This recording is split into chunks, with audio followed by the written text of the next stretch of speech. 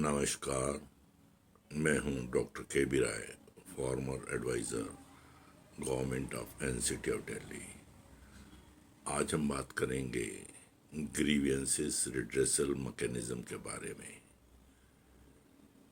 सारी की सारी जनता जब भी डिससेटिस्फाइड होती है तो कहीं ना कहीं अपनी ग्रीवियंस डालती है, परंतु ग्रीवियंसेस रिड्रेस करने के लिए मैकेनिज्म जो है वो हालांकि अवेलेबल है, परंतु उसके बावजूद भी लोग जो हैं उसको अडॉप्ट नहीं कर पाते और अपना आवेदन प्राइम मिनिस्टर, प्रधानमंत्री, लेफ्टिनेंट गवर्नर कहाँ कहाँ भेज देते हैं। बट अल्टीमेटली उसका निदान तो उसी विभाग से होना है जहाँ पर वो ग्रीवियंस आई है, जिस डिपार्टमेंट के कारण वो ग्रीवियंस पैदा हुई है।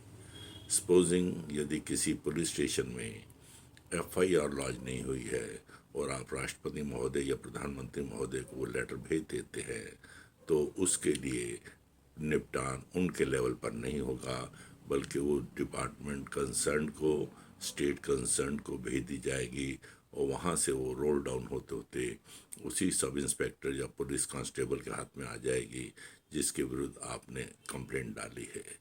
इस प्रकार से ग्रीवियंस जो है इनका निपटान होने की बजाय ये बाउंस बैक भी कई दफ़ा हो जाती हैं। ग्रीवियंस रिड्रेसल के बारे में गवर्नमेंट ऑफ इंडिया ने समय समय पर दिशा निर्देश जारी किए हैं। उन्होंने कहा है कि हर डिपार्टमेंट के अंदर एक ग्रीवियंस रिड्रेसल ऑफिसर होना चाहिए जो कि प्रत्येक दिन उनकी ग्रीवियंस को सुनने के लिए तैयार हो। अगर ये नहीं हो सकता तो एटलीस्ट हर बुधवार को, जो कि साधारणतः मीटिंगलेस डे कहलाता है, उस दिन इन ग्रीवेंसेस को सुनने के लिए एक अधिकारी को 10 से 1 बजे तक ग्रीवेंस लेने के लिए अवश्य बैठना चाहिए।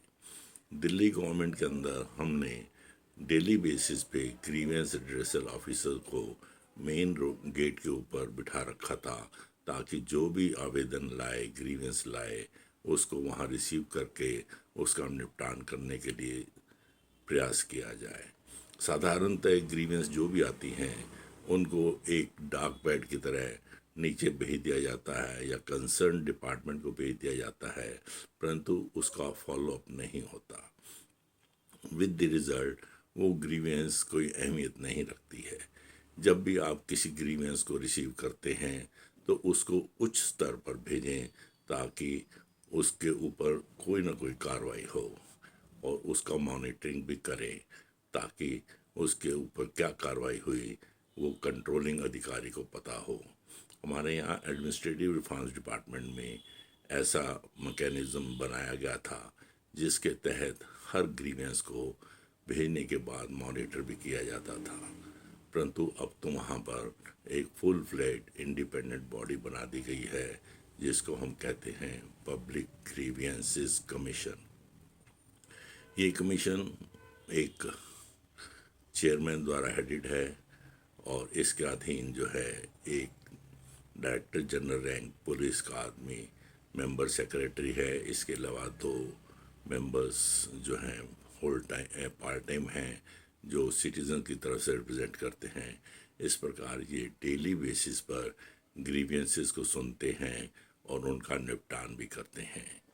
इनके अलावा हर डिपार्टमेंट को भी चाहिए कि वो अपने यहाँ पर एक ग्रीवियंसेस रिड्रेसल ऑफिसर को नॉमिनेट करे ताकि हर आदमी को सेक्रेटरीट में ना आना पड़े अपनी ग्रीवियंस देने के लिए। इस तरीके से यदि आप ग्रीवियंसेस को बनाते हैं तो आपके यहाँ भी ग्रीवेंसेस लेने का प्रबंध होना चाहिए। वो जो ऑफिसर है हर रोज़ जो है पब्लिक डीलिंग करे और 12 से 1 एटलीस्ट इन ग्रीवेंसेस को रिसीव करे और उसके बाद कंसर्न अपने सुबार्डिनेट्स को भेजकर उसके ऊपर की गई कार्रवाई को मॉनिटर भी करे। वेडनेसडे नॉर्मली मीटिंगलेस डे रखे जाते हैं ताकि ग्रीवियंस के ऊपर तवज्जो ज़्यादा दी जा सके। इसी प्रकार ग्रीवियंस जो है वो हमारे स्टाफ की भी बहुत सारी होती हैं। स्टाफ भी कभी सीनियरिटी की ग्रीवियंस है, किसी की प्रमोशन की ग्रीवियंस है, किसी का टीए मेडिकल क्लेम पास नहीं हुआ, किसी का कोई अन्य मसला है, तो उनको सुनने के लिए भी एक स्टाफ ग्रीवियंसेस रिड्रेसल ऑफिसर नियुक्त करने की आवश्यकता है, ताकि उनकी भी ग्रीवियंसेस को सुना जा सके और उसके ऊपर भी अमल किया जा सके। अगर यदि हम ग्रीवेंसेस रिड्रेसल मैकेनिज़्म अपने डिपार्टमेंट्स में या अपने स्टेट के अंदर स्ट्रांग बनाएंगे, तो इससे कोर्ट का जो है काम बहुत कम हो जाएगा। यदि किसी का काम नहीं निपटता तो वो या तो कैट में चला जाता है या हाई कोर्ट में चला जाता है, विद द रिज़ल्ट वहाँ जाकर इन ग्रीवेंसेस के ऊपर सालों साल सुनवाई चलती रहती है। इससे न केवल एग्रीड पार्टी परेशान होती है, बल्कि डिपार्टमेंट को भी वहाँ टाइम टू टाइम प्रेजेंटेशन देना पड़ता है, अपना कोई ना कोई रिप्रेजेंटेटिव भेजना पड़ता है, उनका भी काम बढ़ता है। तो कोर्ट का भी काम कम करना है और हमें ग्रीवेंस रिड्रेसल भी करना है, तो हमारा स्टेट या डिपार्टमेंट का जो ग्रीवेंस रिड्रेसल है वो बहुत स्ट्रांग होना चाहिए, ताकि वो निर्णय ले सके।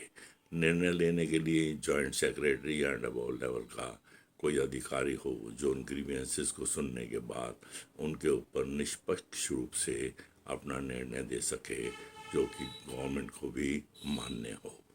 यदि हम ऐसा करेंगे तो हमारी बहुत सारे कोर्ट केसेस कम हो जाएंगे, और यदि कोर्ट केसेस कम होंगे तो ग्रीवेंसेस भी कम होंगी। इस प्रकार सिटीज़न जो है, अगर वो डिस्ग्रंटल्ड होगा या एम्प्लॉय डिस्ग्रंटल्ड होगा, तो गवर्नमेंट को हर समय क्रिटिसाइज़ करता रहेगा और अपने काम की तरफ तवज्जो देने की बजाय अन्य मसलों में फंसा रहेगा।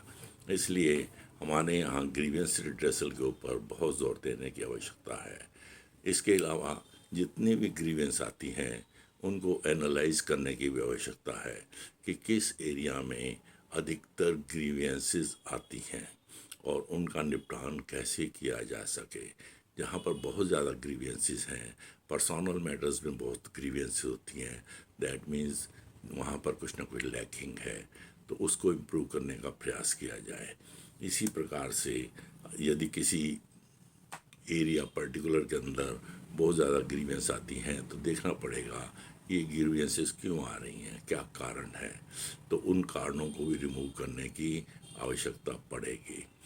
ग्रीवेंसेस को भी निपटाने के लिए यदि हो सके तो समयबद्ध तरीके से निपटान करने का प्रयास किया जाए, ताकि ग्रीवेंसेस जो हैं जल्द से जल्द निपट सकें।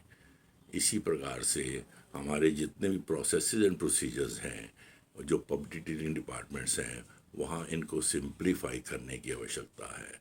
साधारणतः प्रोसीजर एंड प्रोसीजर्स इतने कम्बरसम हैं कि उसके कारण जो जनता है वो मिडल मैन के हाथ पड़ जाती है।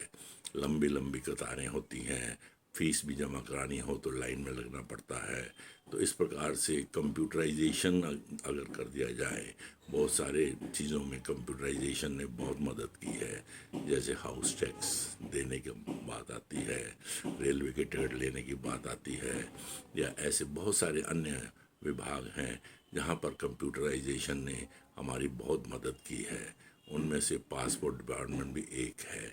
हर आदमी को पासपोर्ट की एप्लीकेशन ऑनलाइन जब सबमिट कर देनी है, रेल के टिकट चाहिए तो उसको घर बैठे मिल जाती है, हाउस टैक्स उसको जमा कराना तो ऑनलाइन हो जाता है, राशन कार्ड के लिए अप्लाई करना हो तो ऑनलाइन हो जाता है। तो इस प्रकार से ऑनलाइन सुविधाएं देने का भी मैक्सिमम प्रयास किया जाए और ग्रीवेंस को कम से कम जल्द से जल्द निपटाने का प्रयास किया जाए।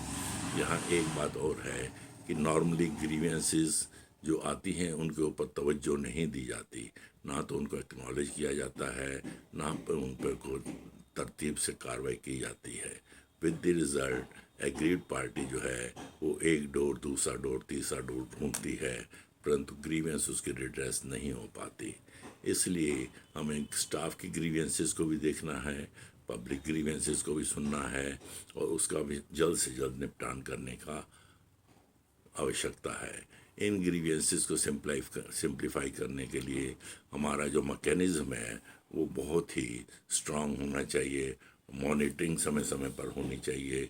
इसके अलावा जितने भी हमारे प्रोसेसेस एंड प्रोसीजर्स हैं उनको सिंप्लीफाई किया जाए, डेलीगेशन ऑफ पावर किया जाए, ताकि नीचे के अधिकारी उनके ऊपर जल्द से जल्द निर्णय ले सकें।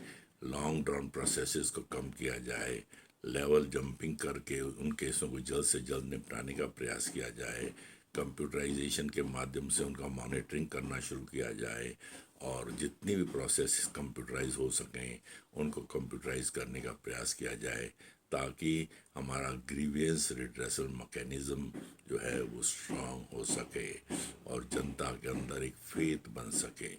यदि जनता में फेथ बनेगा तो वो करप्ट प्रैक्टिसेस अडॉप्ट करने का प्रयास नहीं करेंगी और उससे करप्शन भी कम होगा।